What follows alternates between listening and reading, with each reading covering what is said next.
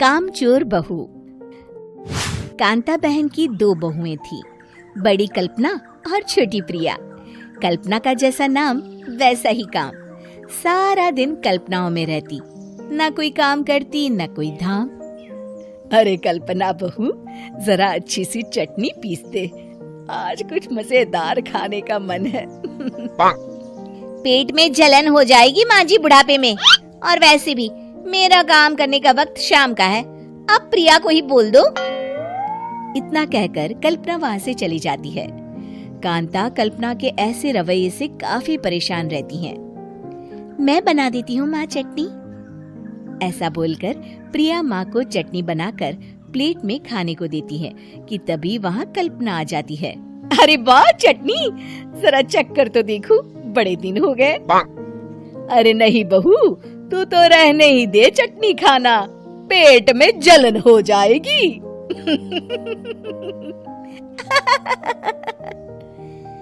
इतना कहकर कांता और प्रिया दोनों हंसने लगते हैं। कल्पना सारा दिन या तो मोबाइल में यूट्यूब देखती या फिर सोती रहती।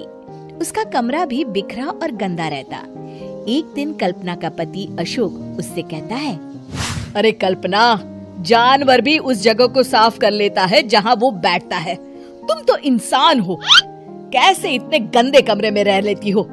देखो सारा सामान यहाँ वहाँ बिखरा पड़ा है।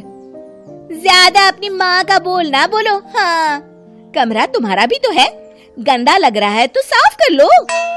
पता नहीं तुम्हारे साथ मैं कैसे जिंदगी बिताऊंगा। इतना कहकर अशोक वहाँ से चला जाता है। कल्पना बस खाना खाने कमरे से बाहर आती और फिर से कमरे में चली जाती। इससे कांता बहन काफी परेशान रहती। एक दिन प्रिया कांता से कहती है, माँ, मैं सारा दिन काम करके थक जाती हूँ, आप कल्पना दीदी से कहिए ना कि सुबह और शाम का काम बांट ले, मैं तो अब सिर्फ एक वक्त का ही काम करूँगी। हाँ। अरे तू वो भी ना करना, एक बहू तो कामचोर थी ही, दूसरी भी आ गई काम ना करने के बहाने लेकर। तभी वहाँ प्रिया का पति रमेश आ जाता है। माँ, मैं देख रहा हूँ भाभी कोई काम नहीं करती, प्रिया सारा दिन घर और रसोई का काम करती है, अब कुछ करो ना माँ। कांता मन में कुछ सोचती है और कल्पना के पास जाती है। कल्पना फोन पर मेकअप करना देख रही होती है। कल्पना, तुम सारा दिन बस मोबाइल देखती हो, घर का कोई काम भी कर लिया करो। प्रिया सारा दिन काम करके थक जाती है। आज से मैंने फैसला किया है, एक वक्त का काम तुम करोगी, सुबह का खाना तुम बनाओगी और रात का प्रिया। आप लोगों ने काम को हवा बना रखा है। अरे पता नहीं थोड़ा सा ज्यादा काम करने में आप लोग घबरा क्यों जाते हैं। और हाँ, बहुत ज्यादा प्रिया की तारीफ मत करिए मेरे सामने, बड़ी बहू तो मैं ही रहूंगी। मैं कुछ नहीं जानती, कल सुबह मुझे वक्त से खाना चाहिए, रसोई में आ जाना, वरना कल से तुझे खाना नहीं मिलेगा। अगली सुबह कल्पना रसोई में नहीं आती है। वो देर से सोकर उठती है और बाहर आकर कहती है, अरे भूख लगी है, आज खाने में क्या है? इतनी देर हो गई, आज किसी ने मुझे उठाया भी नहीं, पता नहीं कहाँ है सब।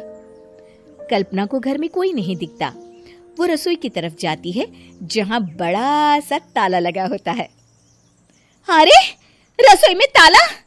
ओ, मैं तो भूल ही गई थी। माँ ने आज से सुबह का खाना मुझे बनाने को कहा था। हे भगवान, इतने लोगों का खाना बनाना क्या आसान है? तभी घर के सारे सदस्य बाहर से वापस आते हैं। वाह माँ जी, मजा आ गया छोले भटूरे खाकर। मेरे मुंह में तो अभी भी स्वाद आ रहा है। अरे कल्पना, तेरे भरोसे रहते तो हम तो भूखे ही रह जाते। कल्पना को बहुत गुस्सा आ जाता है। अब बहुत हो गया, आज से मैं अपनी रसोई अलग कर रही हूँ, मैं अपना खाना खुद बना लिया करूँगी। कल्पना अपनी रसोई अलग कर लेती है, पर आए दिन उसका देर से उठना और काम न करने की आदत से वो भूखी ही रह जाती थी। उसी के सामने घर के लोग अच्छे अच्छे पकवान खाते और कामचोर कल्पना को जैसे तैसे ही खाना बनाकर खाना पड़ता। पर एक दिन तो हद ही हो गई। माँ, दीदी आज सुबह से कमरे से बाहर नहीं निकली, हमें जाकर देखना चाहिए। सो रही होगी कामचोर कहीं की, पर तुम कहती हो तो चलो देख लेते हैं उसे। कल्पना कमरे में पेट पकड़कर बैठी होती है। हाय मेरा दर्द, पेट दर्द के मारे मर रही हूँ मैं।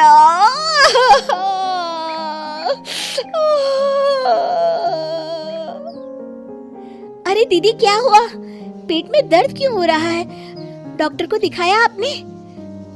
माँ। कल्पना खड़ी होती है और माँ जी के पास आती है। मुझे माफ कर दीजिए, अब से मैं सारे काम में मदद करूंगी, कभी आलस और काम चोरी नहीं करूंगी। हाँ वो तो ठीक है, लेकिन अचानक क्या हो गया जो तू काम करने को तैयार हो गई? कामचोर कल्पना। माँ, लगातार बासी और उल्टा पुल्टा खाना खाने के कारण मेरे पेट में इन्फेक्शन हो गया है। काम न करना पड़े इसलिए मैं 2 दिन का खाना एक दिन ही बना लेती थी। बासी और खराब खाना खाने के कारण लेने के देने पड़ गए। पेट में दर्द हो रहा है। चलो अच्छा हुआ, देर आए दुरुस्त आए।